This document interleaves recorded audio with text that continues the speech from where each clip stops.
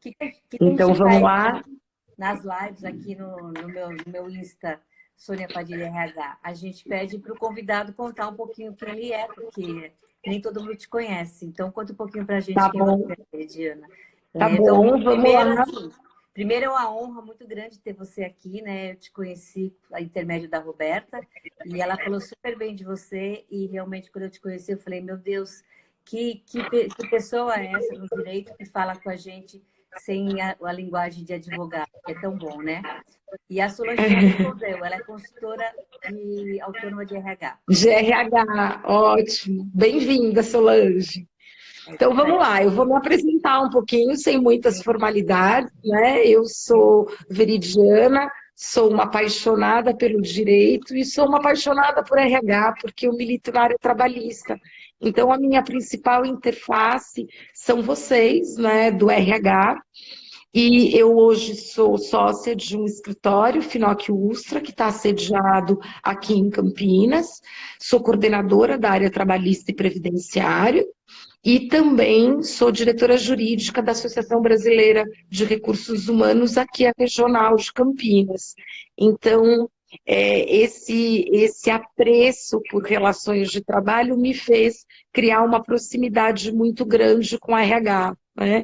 Então, essa sinergia entre jurídico trabalhista e RH eu guardo assim com muita estima, né? Por isso que esse nosso encontro, Sônia, foi muito feliz lá em Sorocaba, talvez por isso, porque eu gosto muito do que eu faço, eu acredito que essa troca, essa partilha seja muito válida, eu aprendo demais com os profissionais de RH, né? E acredito que a vida profissional ela se retroalimenta assim, né? Quando a gente está ao lado de pessoas que também têm um olhar diferente para aquilo que a gente trabalha, né? Então, essa é um pouquinho da minha vivência profissional. Pô, É legal. isso. A gente percebe, né, quando você palestra, que tem esse amor muito grande pelo RH, porque senão não encaixa, né? A gente sabe que o RH tá com uma mudança muito grande de posicionamento, mas para ficar para o mundinho de RH, tá de gente também que a gente faz, né? E aí tem um pessoalzinho entrando agora, depois me conta de onde vocês estão, para a gente saber o que a gente está falando. E vamos começar já a conversar o que não quer calar, né? Você teve uma fala muito interessante quando eu te conheci, de que quem ainda não está trabalhando com a questão de implementar a lei na sua empresa vai ter parto prematuro, que é dia 16 de É. agosto. Conta pra gente o que é esse parto prematuro aí, por que a gente tem que correr. Tá, vamos lá. Bom, a gente vai dialogar agora um pouquinho sobre Lei Geral de Proteção de Dados, né? Essa é uma lei que entra em vigor agora, dia 16 de agosto de 2019. E quando a gente começou a falar de Lei Geral de Proteção de Dados, eu palestrava e dizia o seguinte: olha, gente, a gente tem aí mais de 9 meses para conseguir estar em conformidade com o novo regramento, né? E eu entendia que 9 meses era um período gestacional, né, suficiente para a gente conseguir parir um bom projeto, né, um bom programa. E o tempo foi passando e nesse último encontro em Sorocaba eu falei, pessoal, a gente está há 6 meses, né, o parto vai ser prematuro e talvez a gente não saiba se o bebê vai nascer tão bom, né, assim, tão saudável, né, quanto se necessita. Mas, na verdade, é uma forma um pouco mais lúdica da gente tratar a LGPD sem colocar um peso muito grande do terrorismo, né? Meu Deus, a lei está aí, o que a gente vai fazer? A gente não vai conseguir estar em conformidade, é muita coisa para ser feito. Na realidade, eu tento ter um olhar para a Lei Geral de Proteção de Dados um pouco diferente, né? Tentando olhar o copo mais para o cheio, né? Eu acredito que o RH seja o grande portal de recepção e captação de dados pessoais, né? Isso porque nós temos ali trabalhadores, e trabalhadores não só diretos, mas trabalhadores também indiretos, né? Nesse momento em que a gente fomenta cada vez mais a terceirização, a gente tem dentro da empresa os nossos seletistas, mas a gente também tem toda uma gama de profissionais terceirizados. Então, enxergando que o RH é um grande portal de dados, né, de dados pessoais, de dados sensíveis, inclusive, talvez a gente possa enxergar esse novo regulamento como algo positivo para que a gente revisite processos, rotinas e procedimentos dentro da área de recursos humanos. E sempre que a gente revisita processos, a gente consegue, através de um novo olhar, talvez um pouco mais direcionado pelas novas regras, encontrar alguns gaps, né? Então, eu estou entendendo que esse movimento de adequação à Lei Geral de Proteção de Dados é um momento importante para a gente revisitar processos dentro do RH. O que tem me deixado um catiquinho incomodada é que o RH, às vezes, tem sido alijado desse processo. Quando a gente fala em dados, a primeira coisa que a gente fala em segurança de dados, em segurança da informação, a gente logo pensa em TI. Né? Claro, o TI tem um papel crucial, porque a Lei Geral de Proteção de Dados, se ela não for tratada como um programa mesmo, né? E não é só um projeto, porque projeto tem começo, meio e fim, e programa é aquilo que perdura no tempo, e para mim, a LGPD, enquanto programa, ela vai perdurar como se perdurou programas de contrato, né? Ela vai ser viva, né? Então, ter um time multidisciplinar é imprescindível para boa execução. Mas o RH, ele tem que entrar nesse projeto como um verdadeiro protagonista, né? E por que isso? Porque a gente recepciona muito dado, porque a gente trata muito dado, e porque sem esse cuidado e sem o olhar do RH, a gente também não vai possibilitar essa sensibilidade de revisitar processos, né? Então, uma coisa que me chamou a atenção, realmente na palestra, foi isso, né? Revisitar processos. Porque acho que você deve saber, eu trabalho com processo de implementação de gestão de pessoas, né? Então, e quem faz esse processo de uma forma organizada, consciente, não está assustada com a lei. Simplesmente vai ter que desenhar a sua proposta voltada a isso e não se assustou tanto, né? Então, em vez de eu ter medo da lei, logo quando eu soube da lei, eu falei, nossa, que bom. Porque é o momento realmente de a gente saber que a gente tem uma joia nas nossas mãos, que ela tem que ser cuidada, porque eu já li coisas assim absurdas, de, por exemplo, o RH entregar o mailing da empresa para uma academia, sem avisar as pessoas. Você sabe que acontece isso, né? Então, em vez de a gente ter medo, a gente vai ter que se posicionar e falar, olha o cuidado que eu tenho que ter. Um respeito ao ser humano, aos seus dados. Como é que você vê isso? Eu acho que tem um ponto super importante. Quando você fala em academia, me vem logo o Gympass, que é algo que hoje ficou pulverizado, né, enquanto um benefício ligado à saúde do trabalhador, ao incentivo, mas que a gente vai ter que ter muito cuidado com ele, né? Porque, de fato, a gente está passando dados e a gente também, em certa medida, não sabe como é que esses dados estão sendo pulverizados pelas academias, né? Então, o teu primeiro ponto, Sônia, eu acho crucial que, assim, a gente não tem que inventar a roda. As empresas que já têm processos bem estruturados vão apenas revisitá-los. O grande problema está nas empresas que não têm processos, né, bem desenhados. Essas vão ter um trabalho adicional, né, de desenhar processo e não redesenhar.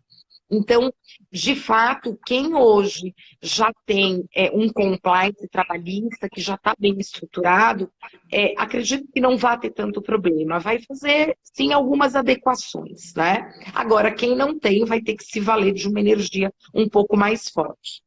Mas acredito também que nesse revisitar, esse novo olhar que a gente vai dar para os nossos processos e procedimentos, ele vai perpassar por todas aquelas, eu digo que são caixinhas, entre aspas, mas todas as sub-áreas de recursos humanos, né? Então, eu tenho que olhar muito bem para um processo de recrutamento e seleção, eu tenho que perpassar pelo processo de admissão, a execução de um contrato de trabalho, como é que esse contrato de trabalho vai ser encerrado, e esse olhar, ele tem que ser o olhar focado no dado, né? Naquelas informações que eu capturo dos meus trabalhadores diretos e indiretos para poder executar o contrato. Então, também acredito que, como a gente também já havia conversado, e para mim esse é um ponto super importante, é que as empresas façam um exercício, isso junto com o jurídico, junto com o TI, junto com a área de medicina e segurança do trabalho. Para mim, o que faz sentido é você primeiro ter um raio-x. O que eu tenho de dados, o que entra de dados a partir da porta do RH. Então, se a gente for lá na primeira caixinha, que é a caixinha de recrutamento e seleção, eu vou precisar olhar com cuidado para essa caixa. Por quê? Porque a Lei Geral de Proteção de Dados, ela traz para a gente uma obrigação muito forte. Toda a informação que a gente capta de um colaborador, todo dado que é capturado, a partir de 16 de agosto, ele precisa ter uma finalidade. Qual é o propósito que eu, enquanto empresa, né? Qual é o propósito de capturar esse dado? Então, isso a gente diz que são as hipóteses em que eu posso pegar um dado de um trabalhador. Então, o primeiro exercício vai ser, num processo de recrutamento e seleção, que nós sabemos que já há mais de uma década mudou a sua formatação, né? Os processos eram muito mais enxutos e hoje são projetos, são processos em que a gente avalia muito mais do que a qualidade técnica, a gente avalia comportamento, rios, e eu vou adentrando e pedindo dados desse candidato, que eu não sei nem se vai ser efetivamente, se ele vai passar pelo processo seletivo, mas dados que às vezes são considerados inclusive sensíveis, né? Então, será que eu necessito de todos esses dados no processo de recrutamento e seleção? Porque, de novo, se a gente vai ter a obrigação da salvaguarda do dado, é melhor que eu tenha o mínimo de dados possíveis para aquela finalidade que eu estou colocando como a minha premissa, que seria o recrutamento e seleção. Então, na minha percepção, a gente vai ter, eu sempre brinco, meio que ser minimalista, sabe? É meio pouco Chanel. O que menos eu é mais. preciso efetivamente, né? O que eu preciso exatamente, menos é mais, o que eu preciso para concluir o meu processo. Então, dentro dessa sub-área que é recrutamento e seleção, a minha sugestão, a minha orientação nesse novo olhar é exatamente entender o que eu preciso no processo para recrutar e para selecionar os meus candidatos, o que efetivamente qual é o tempo desse processo, porque se eu tenho que guardar os dados e se eu vou ter o dever de salvaguarda, eu também preciso sinalizar para o candidato que eu estou capturando aqueles dados só para recrutamento e seleção e durante o processo seletivo. E que fim do processo seletivo, aqueles dados serão excluídos da minha base.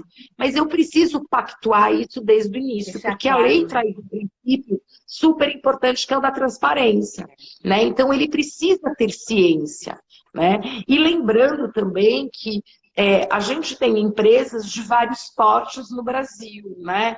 Então, assim, eu tenho empresas que até hoje têm caixinha que recepciona currículo em papel, né? E eu brinco, papelinho é dado, né? E o RH adora papel. Então, a gente vai ter controle. Estão mudando, a gente está mudando, a gente não dá solução de papel, não. Vou te interromper um pouquinho, né? Porque está bem variado aqui nosso público. Eu queria saber quem trabalha com RH, quem trabalha com TI. Escreve aí para a gente com qual a área que vocês trabalham. Quem está escrito RH no nome ali, já sabe que é do RH. Mas aí eu vou te pedir para você explicar um pouquinho, que você colocou ali uma expressão de dados sensíveis. Nem sei se todos os RH sabem o que é um dado sensível. Conta para a gente o que é dado sensível, que a gente está o tempo todo ó, a Nathalie, ela é do RH e do DP, então para ela, isso aqui está sendo uma aula mesmo, né, Nathalie? Conta para a Nathalie o que é dado sensível, se ela não souber ainda, mas para quem não souber já quer aprender. Tá, vamos lá. Quando a gente fala em dados pessoais, né, primeiro, são todas as informações que a gente consegue identificar uma pessoa natural, né? Então, RG, CPF, eventualmente endereço, título de eleitor, todas aquelas informações que identificam ou possam identificar uma pessoa natural. Porque, só um parênteses, a Lei Geral de Proteção de Dados, ela veio para proteger o direito do cidadão, tá bom? Da pessoa natural. A gente não está falando dos dados da pessoa jurídica, né? Mas sim os dados da pessoa física, da pessoa natural. E os dados sensíveis são aqueles dados que têm um potencial maior, quando a gente enxerga o que é um dado sensível, um potencial maior discriminatório. Então, são os dados referentes à raça, à opção religiosa, opção sexual, são os dados relativos à saúde, são os dados relativos à biometria, são todos aqueles dados que, em alguma medida, se porventura utilizados de uma forma indevida, podem gerar uma discriminação. E o RH é um portal também de dados sensíveis, né? Quando a gente olha medicina e segurança do trabalho, a gente sabe o quanto de dados sensível o RH captura e trata, né? Quando a gente fala em ASO, em PCMSO, em todos são dados para cumprimento de obrigações legais, todas as NRs, mas, de fato, nós manejamos dados sensíveis, né? Então, esses dados que a lei considera como sensíveis, como eu acabei de citar, né, o que são dados sensíveis, os dados relacionados à opção sexual, filiação partidária, raça, opção religiosa, biometria, dados afetos à saúde, todos esses ganham uma proteção ainda mais especial pela Lei Geral de Proteção de Dados. Tá bom? Então, esses dados vão requerer um cuidado ainda maior. Né? A gente sabe que quando a gente fala em dados de saúde, nós já sabemos, os RHs já lidam com esses dados e têm a percepção, e sempre tiveram, porque são dados sigilosos, né? São dados médicos. A gente já tinha uma legislação que amparava esse sigilo, né? Por conta do próprio sigilo médico. Mas com o LGPD, talvez a gente tenha que analisar um pouquinho melhor como é que a minha política de permissão, né, de permissão de acesso, quem está acessando esses dados, né? Como é que eu estou manejando? Eu fico muito preocupada porque, por exemplo, o atestado médico é algo ainda em papel. Né? Então, a gente sempre pensa em algumas situações que acabam propiciando, né, falhas e gaps. Por exemplo, eu posso ter um atestado médico com um CID delicado sendo copiado numa impressora e a pessoa esquece ali. Ou né? até, Então, é mais complicado, manipulado, nada contra um jovem aprendiz. Mas o RH, eu vejo que assim, a gente usa muito jovem aprendiz lá, mas será que a gente está indo pelo melhor caminho? Porque se a gente olhar a preciosidade de tantas coisas que tem ali, eu acho que tem que ser uma pessoa ainda muito mais capacitada, muito mais orientada, a fazer até um arquivo. Esse arquivo que vai colocar, né? Porque é papel, passa geralmente por um jovem aprendiz. E que caminho é esse? A gente parou para pensar nisso? Porque parece que é um papel só, mas não é um papel. Já parou para pensar nisso? Pois é, eu acho que o rico desse projeto que vai virar um grande programa de LGPD o RH ter essa sensibilidade. O RH já tem uma sensibilidade inata, né? Mas de ter essa sensibilidade na minha política de acesso, por exemplo, como é que eu vou dar tratativa a documentos relacionados à saúde? Talvez esse acesso não possa ser permitido ao aprendiz. Entende? Então, essa gradação do que é dado sensível e de quem vai ter acesso a esse dado dentro do RH, isso é importante no mapeamento. Eu preciso entender a jornada do dado e quem efetivamente vai tratar esse dado. E tratamento, pessoal, é uma coisa doida. Eu brinco que qualquer verbo é tratamento, né? Coletar é um tratamento, arquivar é um tratamento, compartilhar é um tratamento. Então, todo verbo corresponde a um tratamento. Então, quem trata os dados sensíveis? Eu vou precisar escolher dentro do meu RH e vou dizer, olha, apenas essas pessoas estão autorizadas. Eu vou criando aí controles maiores, né? Para que eu consiga salvaguardar exatamente esses dados. E vou depender, é claro, de um TI que vai me dar todo o suporte tecnológico. Mas, para além do TI, eu vou ter que criar controles internos dentro do RH, porque ainda tem dado em papel. E dado em papel, eu brinco, tem o analógico e tem o digital. Como é que eu também construo esse controle do dado, que é um dado físico? Né? Então, essas questões, elas são questões que hoje elas pulsam para a gente, mas pulsam de uma forma positiva, porque vai fazer com que a gente tenha que pensar um pouquinho isso dentro do nosso RH e estruturar da melhor forma possível, e cada um dentro da sua realidade, né? Eu tenho RH muito pequeno, eu tenho RH mediano, então, como é que dentro da minha estrutura eu vou fazer esse mapeamento, vou definir quem vai ter permissão de acesso a esses dados, como é que eu defino a jornada desse dado. Então, tudo isso é de extrema importância e faz parte desse projeto, sim. Legal. Eu vou fazer umas colocações aqui pela minha experiência, mas antes vou pedir para o pessoal dar uns likes aí para ver se está gostando. E a gente vai deixar aberto para vocês fazerem perguntas, né? Porque nós vamos e voltamos, né, na nossa bate-papo aqui. Podem fazer pergunta, mas dá uns likes aí para a gente, para mais pessoas que estarem aqui. Entrou bastante gente aqui conhecida, outros que eu não conheço.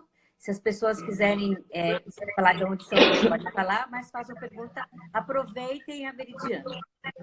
Você falou principalmente agora, né, nesse primeiro parte do nosso bate-papo, da questão da recrutamento e seleção. Eu divido a vida do colaborador de uma empresa em 4 fases, que a atração dessa pessoa, o engajamento, o desenvolvimento e o desligamento da pessoa, né? E aí, como é que fica também, porque você falou bastante, ficou muito claro, né, desses dados que tem, e dessa questão, né, de que tem treinamento, tem desenvolvimento. Algumas empresas ainda deixam muito abertos os resultados de uma avaliação de desempenho ou vamos dizer, das metas. Isso também entra na questão da LGPD ou não? Conta pra gente. Então, olha, todas as informações relacionadas a um trabalhador, elas têm que estar protegidas, né? Aquelas que identifiquem ou possam identificar um trabalhador. Então, quando a gente pensa em avaliação de desempenho, por exemplo, né? Eu tenho avaliação de desempenho e processos de treinamento, imaginemos um processo de treinamento de liderança, onde eu vou capturar dados desse trabalhador, né? Ou eu já tenho na minha base de dados informações desse trabalhador, mas eu vou estar fazendo uma avaliação, né, desse colaborador, por exemplo. Esse documento final, os dados que estão ali, que identificam aquele trabalhador, você precisa resguardar. É claro que a informação em si, se o desempenho é satisfatório, se o desempenho não é satisfatório, isso tudo são dados também que isoladamente eles podem não identificar, né? Mas se eu tiver uma avaliação com o nome do trabalhador e qual foi o resultado, né, dessa avaliação, eu tenho um dado que eu vou ter que resguardar. Qual é o grande ponto para a gente entender? Isso está na lei, isso não está na lei? Se aquele dado eventualmente for utilizado por uma finalidade discriminatória, eu posso ter um problema como eu posso ter hoje. Entende? Por isso que eu sempre digo que o RH ele tem que ter um olhar novo para a lei para estar em conformidade. Mas nós sempre tivemos uma cautela, porque a questão da discriminação dentro das relações de trabalho, isso sempre existiu, né? Isso é forte para a gente. A questão de não discriminar. Então, se eu tenho um processo de avaliação e desempenho, eu sei o porquê eu vou manejar aquela informação, né? Porque se eu também estiver manejando de uma forma indevida, com ou sem lei, eu também vou sofrer as represálias, porque esse trabalhador pode ir para o judiciário, né? Então, o que a gente tem que tomar, acho que um pouco mais de cuidado e ter um olhar um pouco mais especial, é como é que a gente vai salvaguardar esses dados, para que, efetivamente, esses dados não sejam manejados de forma discriminatória e, em última análise, claro, para que esses dados não sejam vazados, né? Então, eu preciso aí do suporte do TI, de fato, porque aí já não está muito sob a caixinha do próprio RH, né? Então, eu vou precisar de algo chamado segurança da informação e algo interno que a gente está trabalhando aqui com essa noção de política de acesso, né? Então, quem pode acessar essa tua avaliação de desempenho, né?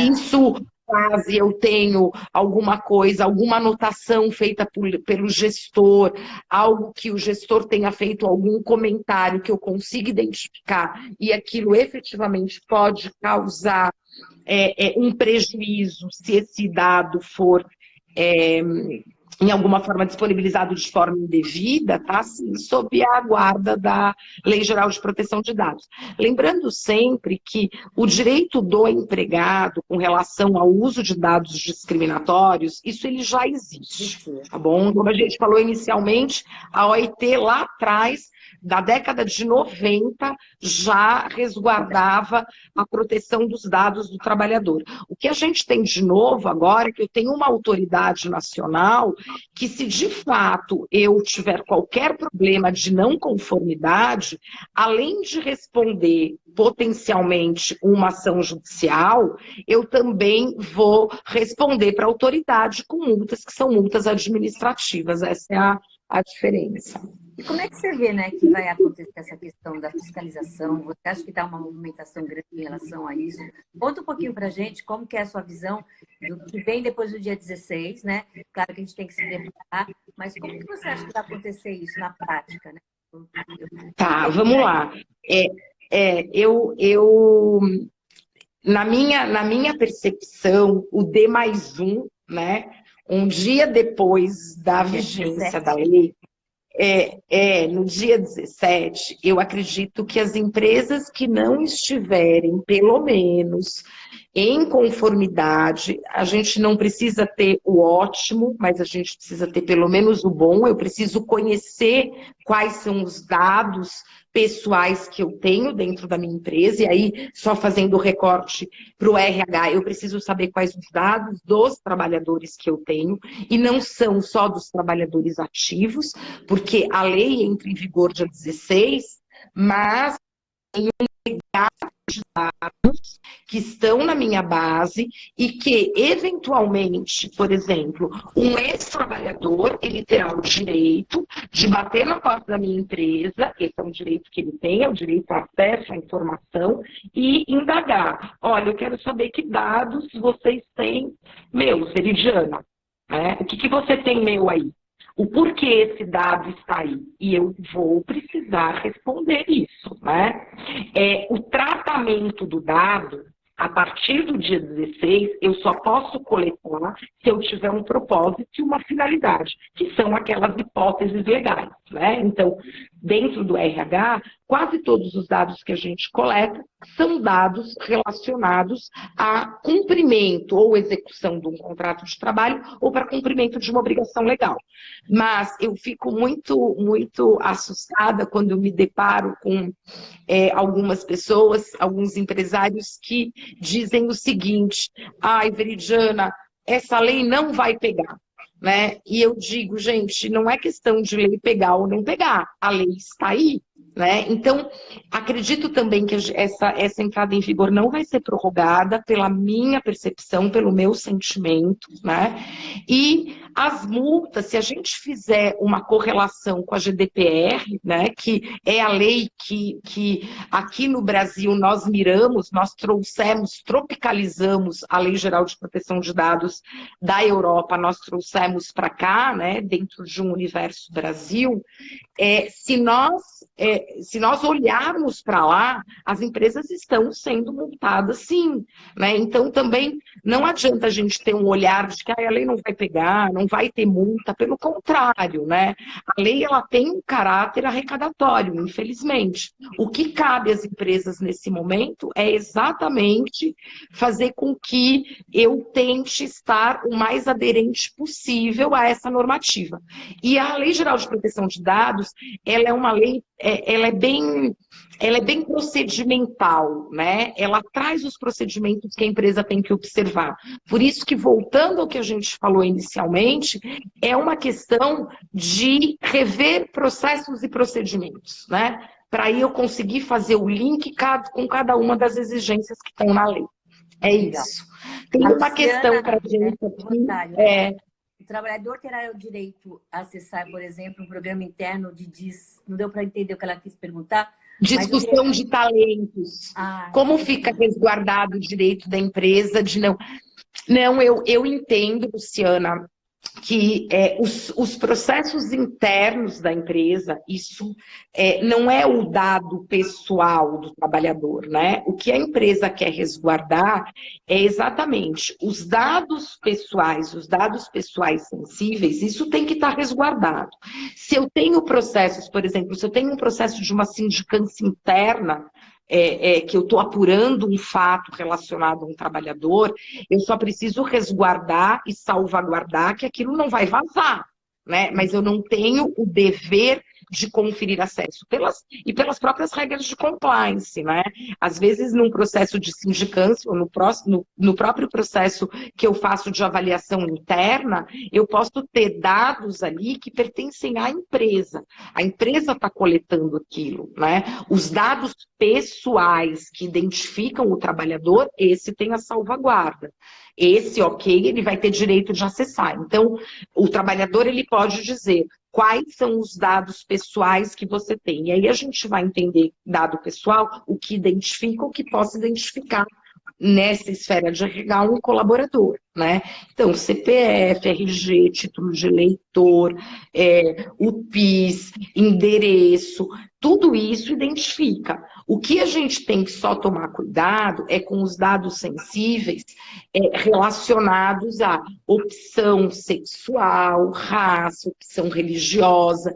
Às vezes, num próprio processo de recrutamento e seleção, às vezes a gente faz as anotações, né? E algumas anotações acabam tendo um viés que a gente consegue enquadrar em dado sensível. Então, como é que eu vou estruturar? Então, assim, eu coletei aquele dado, eu já descarto o dado, né? Aquilo, eu não vou usar aquele dado para nada, né? Como se Então, é colocasse um só rótulo da ter esse pessoa, né? cuidado.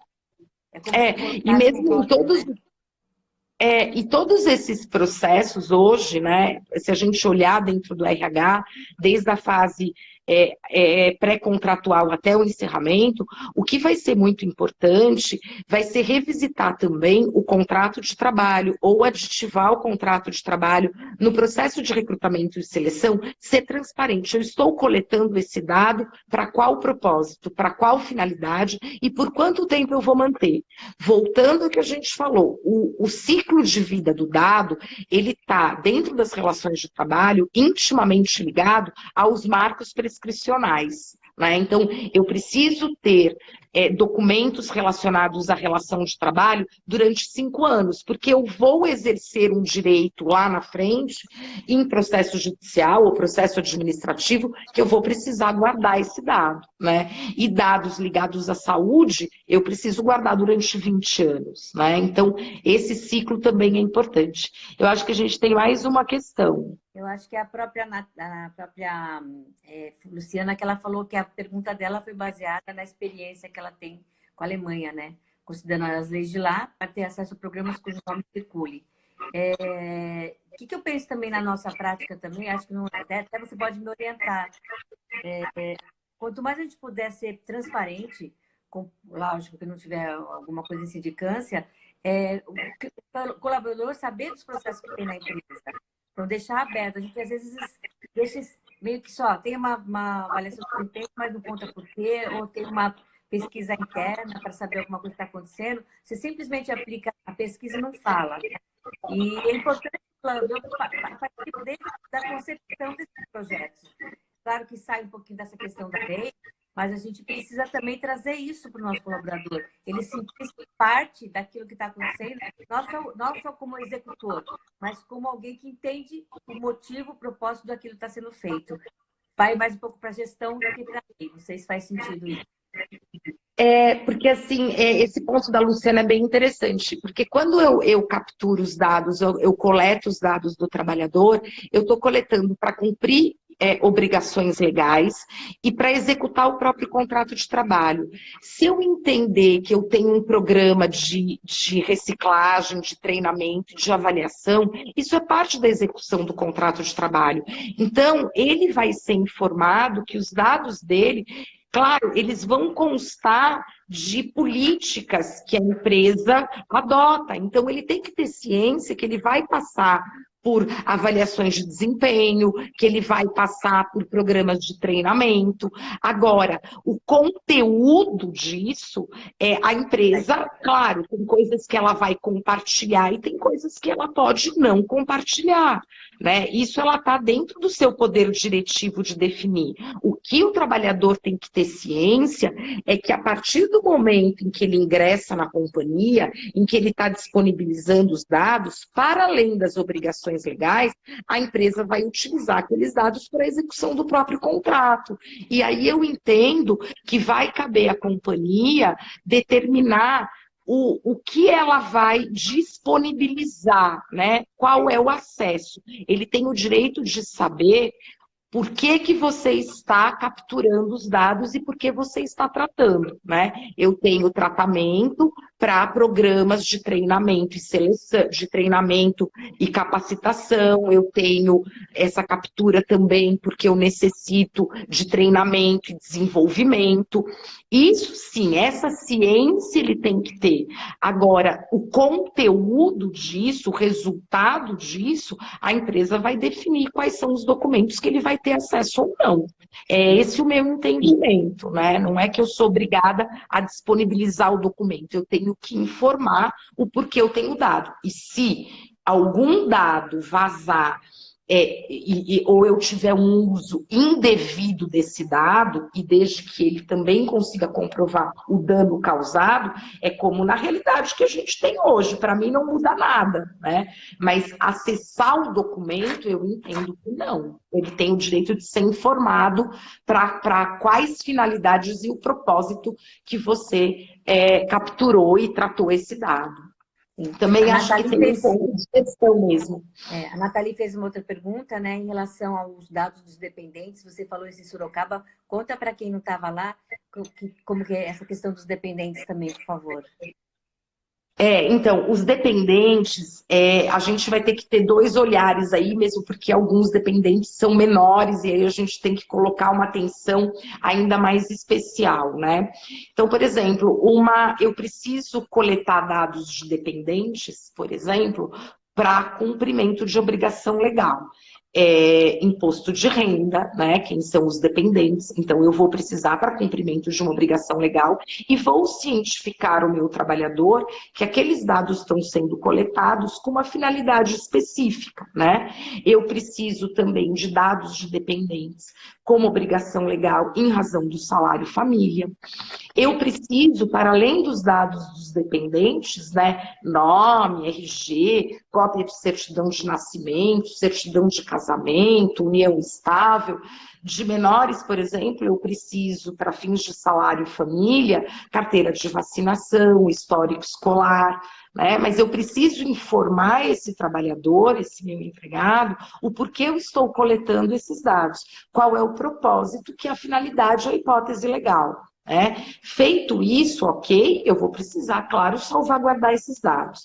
Eu também tenho dados de dependentes relacionados a plano de saúde, né? Às vezes a empresa mantém benefícios que são extensivos aos familiares, e aí eu também vou capturar e vou tratar esses dados. Aqui entra numa outra esfera também bastante delicada, e que o RH vai ter que também ter um cuidado muito especial, porque quando a gente fala em benefícios, né, eu sempre estou trabalhando com empresas parceiras, né?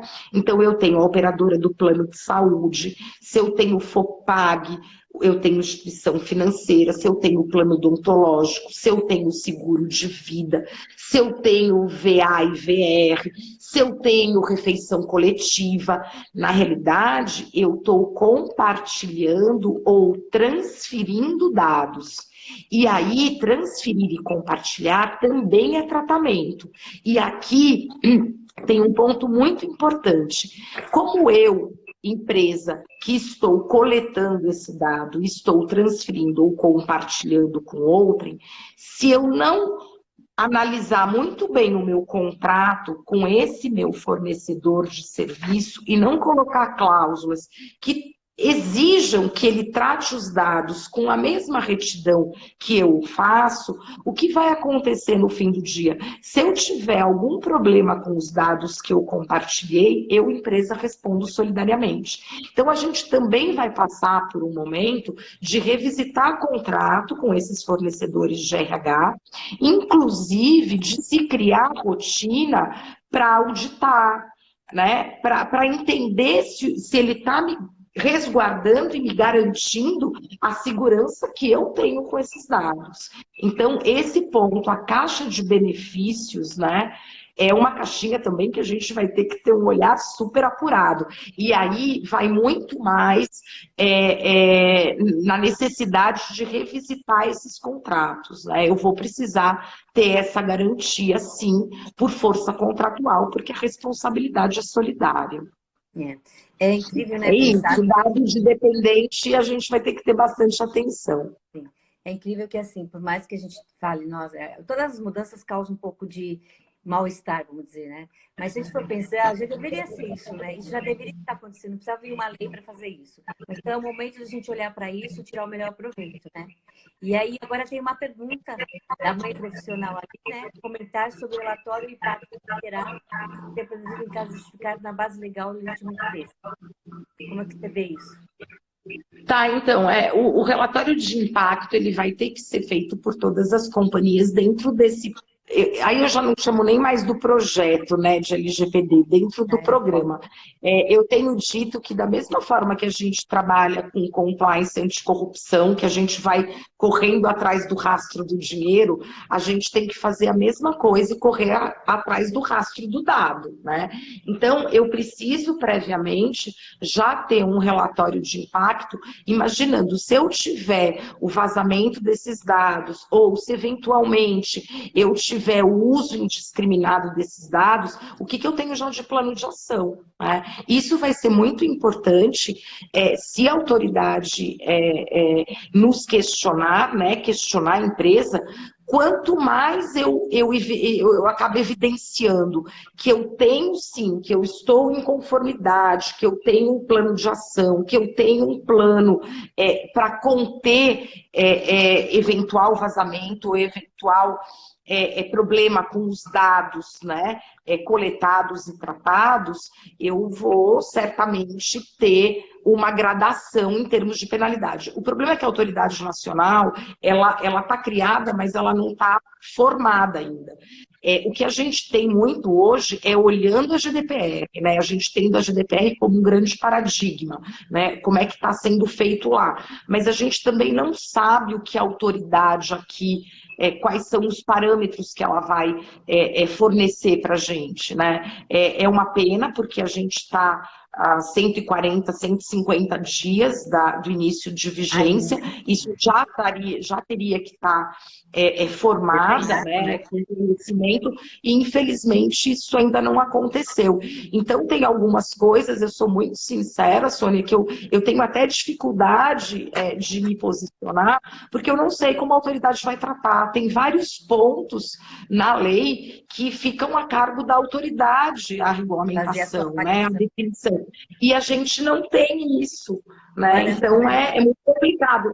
Quando a gente fala em transferência internacional de dados, as multinacionais, elas transferem dados dos seus trabalhadores, né?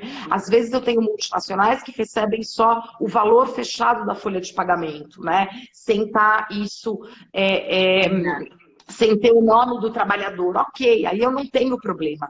Mas se eu transfiro uma base para uma matriz no exterior, por exemplo, a lei diz que eu só posso transferir se o país destinatário tiver o mesmo nível de adequação da nossa lei. E quem vai dizer se está ou não é a própria autoridade, mas até agora a gente não tem nada, né? Então, isso dificulta bastante por hora. Como a Nathalie falou ali, né? É complexo esse assunto, mas nós vamos adaptando, né? Então, sempre é essa questão, né? A gente formata uma lei, mas não tem todas as respostas, porque a gente não vivenciou isso ainda na pele, né? Então, vamos aos poucos. A gente já está partindo para o finalzinho aqui, passou super rápido, Veridiana, você viu? Pois é. Você sabe que hoje... Foi tranquilo. Você sabe que hoje no treinamento na CPFL foi a mesma coisa. A gente designou 2 horas de treinamento e a hora que a gente concluiu, a gente falou, bom, a gente já vai marcar o próximo, porque sabe o que acontece com a LGPD? E eu acho isso delicioso, né? Eu acho que a gente está no momento de partilha, né? Então, quanto mais informação a gente vai tendo, a gente vai olhando para os nossos processos e rotinas do nosso RH e as dúvidas vão surgindo, né? Para mim tem sido uma grande experiência. Por quê? Porque cada empresa vem com um problema diferente, né? Cada uma tem um desenho. E eu acho que a grande riqueza da LGPD, o que a gente vem insistindo desde o início desse nosso bate-papo, eu não vou criar a roda, mas eu vou olhar o meu processo e verificar o que tem gap. E aí, cada empresa tem um gap diferente, né? Para conseguir se adequar aos parâmetros legais. E que bom que agora, mesmo as pequenas, né? Eu trabalho com pequenas e médias empresas, implementando a gestão de pessoas, já com esse olhar que tudo que entra ali é sagrado, vamos dizer assim, do colaborador. Então, é o momento que as pequenas vão ter que olhar para isso também. Então, que bom que existem consultorias, que existem pessoas trabalhando com isso, que vão ensinar um pouco disso e vai moralizar essa questão também, porque fica solto isso. Muito preciosa disso realmente vazar, houve muito vazar. Né? Queria que o pessoal aí que ficasse assistindo a gente desse uma nota para a nossa live. E eu vou deixar os últimos minutinhos e vou avisar também que a Veridiana atende a empresa que quiserem, pode fazer outras palestras. Acho que a gente vai ter que fazer mais live para o pessoal que está. Mas foi ótimo estar com você. Fala o que você quer dizer, fala o nome da sua empresa de novo, se alguém precisar também dos seus trabalhos. Faz o seu merchan aí. Tá, não vou fazer merchan nenhum. Na verdade, sim. Não, na verdade, assim, como eu coloquei desde o início, eu acredito que a gente esteja num momento de partilha mesmo, né? De cada vez mais propagar um pouquinho do conhecimento sobre a Lei Geral de Proteção. Eu acho que esse movimento é um movimento super importante, de conscientização, né? A Lei Geral de Proteção de Dados, ela só vai efetivamente ganhar concretude se a gente trouxer isso para um nível da consciência mesmo.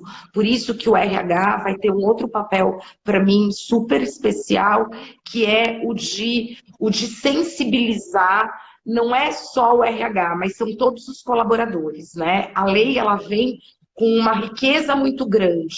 O brasileiro, ele não está acostumado com proteção, com privacidade de dados. Vide o que a gente acompanhou a semana passada inteira, de uma lojinha de bijuteria, embrulhando bijuteria em currículo, né? Então, esse fato, para mim, é emblemático, né? É emblemático e mostra como a gente ainda precisa avançar em termos de sensibilidade do que é privacidade, do que é proteger um dado e do valor de tudo isso.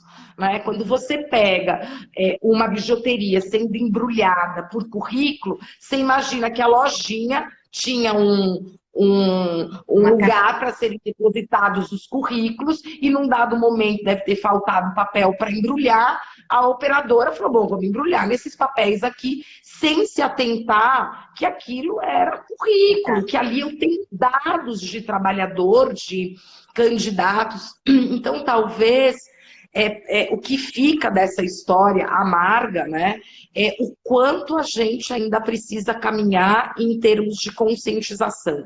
E o trabalho do compliance LGPD, ele vai também não só perpassar por revisitar processo, né, mas também por conscientizar. Por isso que a política de privacidade é extremamente importante. E como é que eu vou treinar? E treinar todos os meus colaboradores. Né? Então, esse ponto é importante. E talvez vai faltar tempo mesmo, Sônia, talvez se a gente puder numa próxima oportunidade, porque tem outras coisas muito legais para falar. A gente não falou de biometria, a gente não falou de vigilância. Pois é, tem muito. A gente não falou de GPS, né? Hoje as empresas têm N formas de monitorar os seus trabalhadores e capturando dados, né? Então, a gente marca uma próxima oportunidade, porque não tem fim. Se tiver mais uma agenda aí, que eu sei que sua agenda é maluca, meu canal está aberto para a gente fazer mais uma, porque eu tenho certeza que vai chover de gente pedindo essa continuação. E já vou avisar que esse vídeo vai ser disponibilizado ainda essa semana para vocês aí. Vocês podem ver lá no canal do YouTube, Regados Complicado. Mas vai ter que fazer outra, porque não deu tempo. Você achou que era muito tempo? Não é. Gratidão pela sua participação. Obrigada a todos que acompanharam aí. Semana que vem tem outra live. Não vai ser a Veridiana, mas a gente promete tentar fazer. Ó, já marca a próxima. Aí já estão pedindo. Tá bom. Vamos fazer outra. Vou só ver a agenda da Janaína e da Veridiana aqui, que eu preciso saber como que está a agenda dela e para trabalhar com a minha. Hoje, para você ter uma noção, eu estou em Blumenau, onde está em Florianópolis, mas é muito bom essa questão de a gente poder estar fazendo essa live, então, onde a gente estiver, a gente pode trocar conhecimento, aprender com os outros. Gostou, Veridiana? Gostei, eu disse que foi a minha primeira live, né? Todas as experiências assustam um pouco, mas eu tô para te dizer que foi super válido. Obrigada, obrigada mesmo. Live a gente nunca esquece, Veridiana. Nunca esquece, né? É isso aí, Sônia. Obrigada, foi um prazer. Eu fico à disposição de vocês, se quiserem mandar algum questionamento, eu estou à inteira disposição. Tá bom? É um momento de partilha muito rico, né? E da mesma forma que eu posso passar um pouquinho do que eu sei, eu aprendo muito com vocês. Então, eu estou super aberta para qualquer esclarecimento e para trocar figurinha mesmo. Tá bom? Obrigada, gente. Abraço. Até mais. Tudo de bom. Tchau, tchau. Tchau.